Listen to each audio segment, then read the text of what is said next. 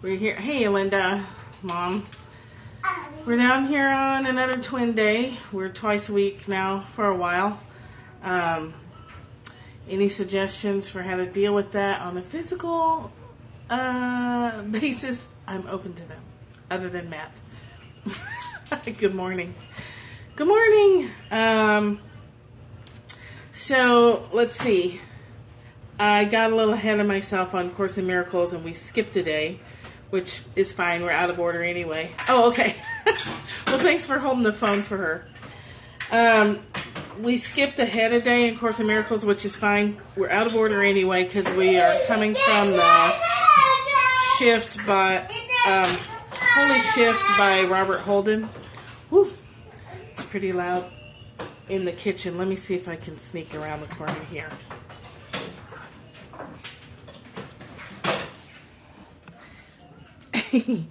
They're busy with their water table right now, so we may have a few minutes uninterrupted.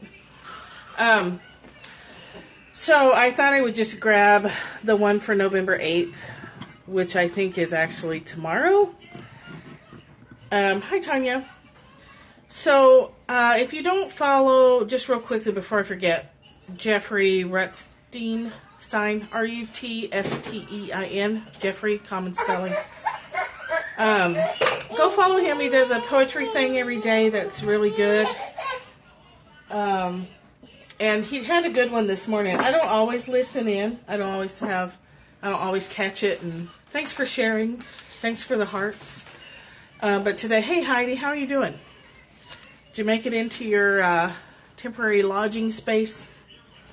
Anyway, he was terrific this morning. Yeah. He had a poem today for the exhausted, which I think is a lot of us. We're just going through stuff at such lightning speed that it's tiring.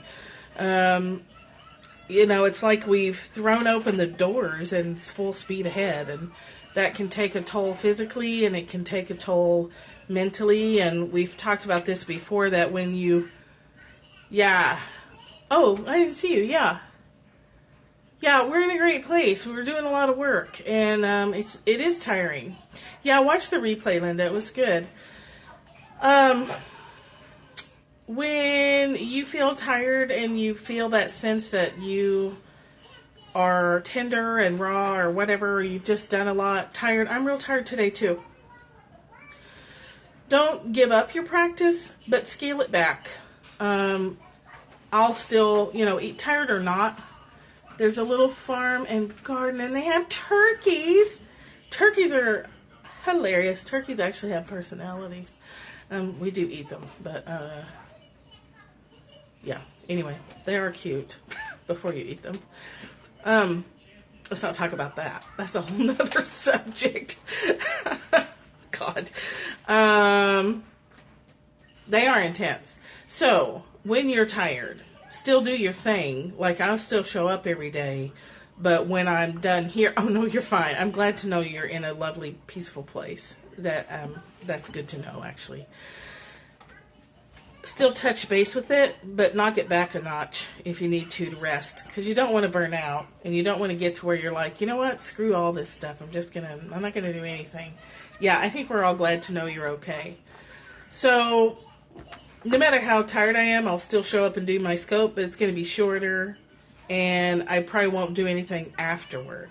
Well, in fact, I know I won't do anything afterward. Usually when I get off the scope with you guys, that's when I do my journaling and my card pulling for my personal self, start checking email and responding to tweets and client stuff. And, hey, Natasha, I won't do that when I'm tired. I do my scope, which means I'm touching base, I'm keeping my routine up, but I don't keep going and pushing and burning myself out. So when you've gone through a lot of change, or a lot of stuff is up in your face, you reach out for more, which brings up more issues. Well, I think it depends on your personality type too. Like, when it's how you restore your energy, the difference in that continuum of introvert and extrovert. When an introvert burns out, they have to withdraw and restore energy alone sometimes when extroverts are getting tired, they need more interaction with people to restore and refill their tanks.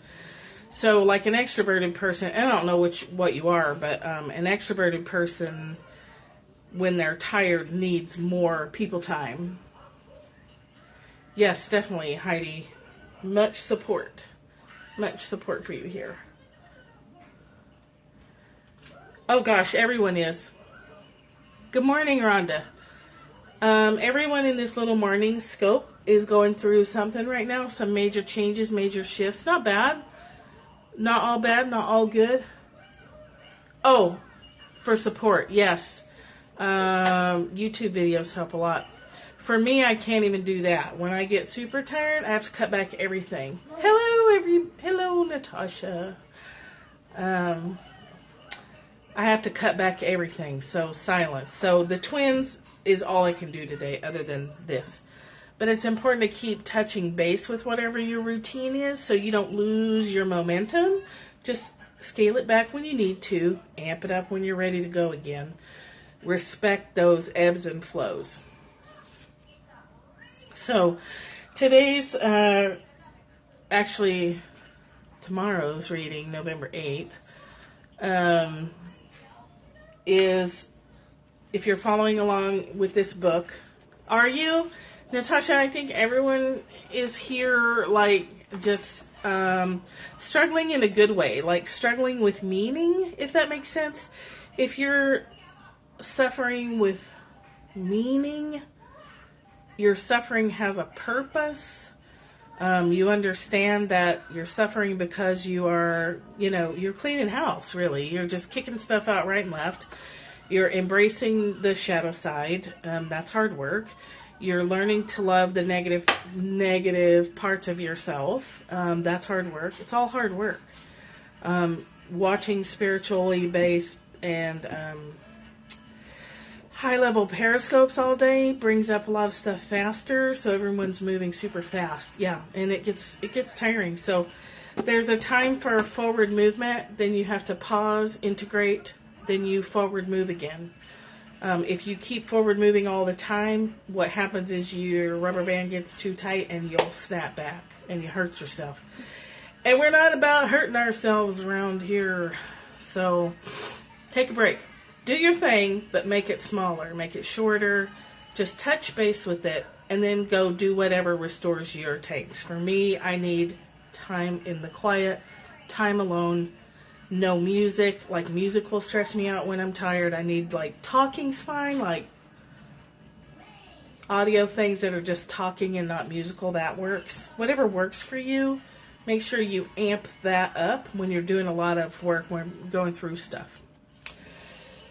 Thank you. And Natasha, there's lots of support here every morning. There's also a Facebook group. If you want to be in that, let me know through Twitter, or Michelle Lee 331. You can let her know. She started it and it's awesome. A DM on Twitter with whatever your Facebook name is. Or you can find me on Twitter, facebook.com/L Michelle 2 L's and Wolf 2 F's. Oh, and I'm at caddyshackdesigns.com. Here's a list of what I do. Can you tell I'm just like, here's what I do. Here's my thing. It's like, I'm tired, guys. I'm tired. Look at this, though. The daughter's marriage certificate. She probably wouldn't appreciate me showing it. I don't know if she'd appreciate it. Who cares? She's not here. I'm going to do what I want. Damn it.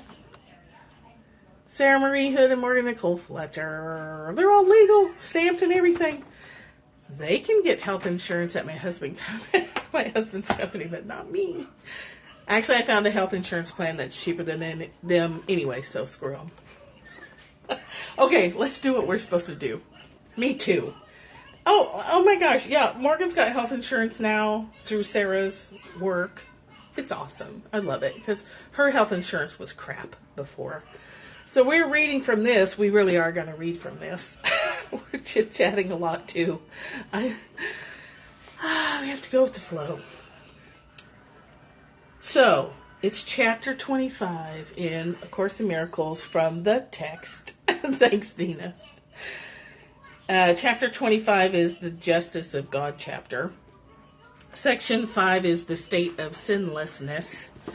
And the book actually had us reading... oh, I didn't notice. Oh, I'll have to look for when she pops up again. The book, Holy Shift, had us reading section 6, subsection 6. Oh, there you are. Yeah, that's a great picture. Okay, but I want to read you section 1. We're just going to like rebel all over the place today. To hell with the rules, right? We're going to make our own rules. The state of sinlessness is merely this. The whole desire to attack is gone, so there is no reason to perceive the Son of God, each other, as other than he or she is. When we give up wanting to change others, we get to see them exactly as they are. And then we get to decide if we spend time with them or not. But we get to see the truth of who they are when we let go of needing them to be anything other than what they are. You look like I can't remember, like a 60s movie star. I can't remember her name. It'll come to me. The need for guilt is gone because it has no purpose and is meaningless without the goal of sin. Attack and sin are bound as one illusion, each the cause and aim and justifier of the other. Each one is meaningless alone, but seems to draw a meaning from each other. Now we're into like babbling stuff that periodically Course in Miracles just slips into babbling, sort of like ourselves. And you're just like, what? You've hurt yourself if you've made yourself your enemy. We sin against ourselves constantly. Every time we beat ourselves up, every time we make ourselves wrong. Oh dear. I'm sorry. You know, when people are going through separation, it can get pretty ugly, right? You wanted to say, of course you did. Of course you wanted to say something. Who wouldn't want to? Here. Play-Doh. Play-Doh's our secret weapon today. Saw your scope notification, was like, nope, not going there. Yep, no point in even going there. No point in going there, giving those people your precious energy. Yes. You have limited physical resources, unlimited spiritual resources, but the body can only take so much. And so don't waste it on people who are emotional vampires or time suckers or people who just want to stop by, refill their tanks, and go away and leave you all empty. If you hang up the phone and you feel tired and empty from talking to someone, then you may want to reevaluate if you want to keep talking to them. You should be able to get off the phone with someone and feel at least the same as you felt when you got on the phone, or even uplifted, if there's a back and forth exchange. That's a good barometer, I guess, for when you're deciding who to keep and who to eliminate from your life, from your personal space. Judging how you feel when you're with them and then when you leave, when you're away from them. Felt confused when you got off the phone with me yesterday. So Linda accidentally Facebook called me, and I'm not a phone person, and so I'm like, I'm always thinking, like, if there's not a reason, oh no, you're fine. You're not dumping your stuff here, and you get to do what you want, and then we get to decide how we respond. So you do what you need to do, and everyone else has responsibility for how they want to respond to you. That's our give and take there. If there's no reason to be on the phone, I don't understand it. Yeah, we do take turns. Heidi, people take turns processing through some pretty important stuff. Yeah, we've all dumped here.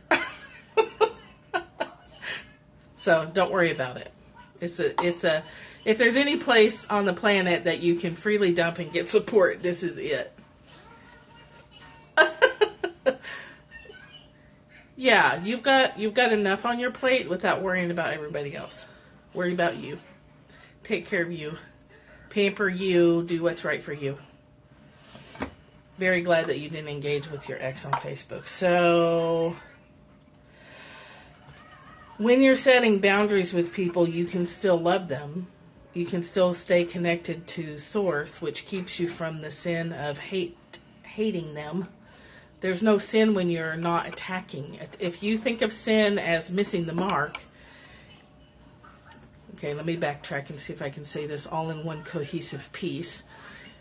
If what we're aiming for, the mark that we're shooting for, is our connection to Spirit at all times,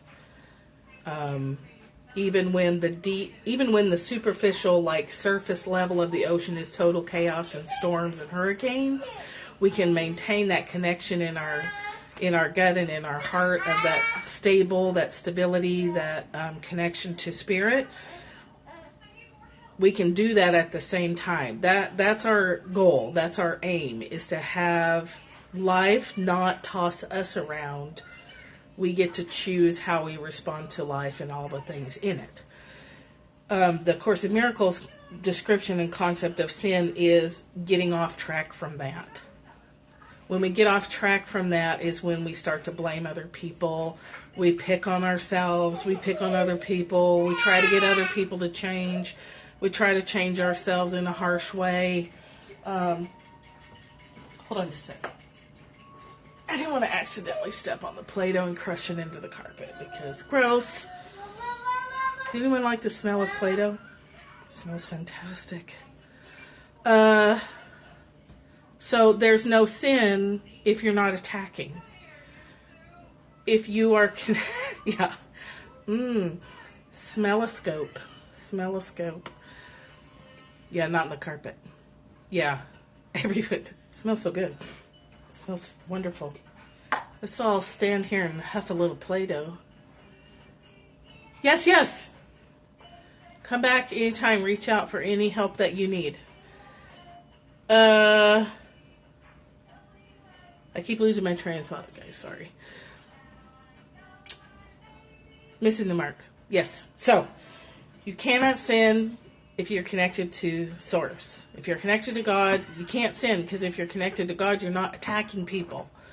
You're not hating people. You're not changing people. You're not making people your source of energy. You're getting your energy directly from Spirit, which is where it should come from.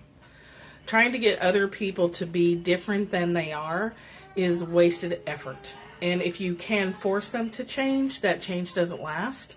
Or they just start sneaking around and doing the same thing they were doing just outside of your vision. Hey, Michelle.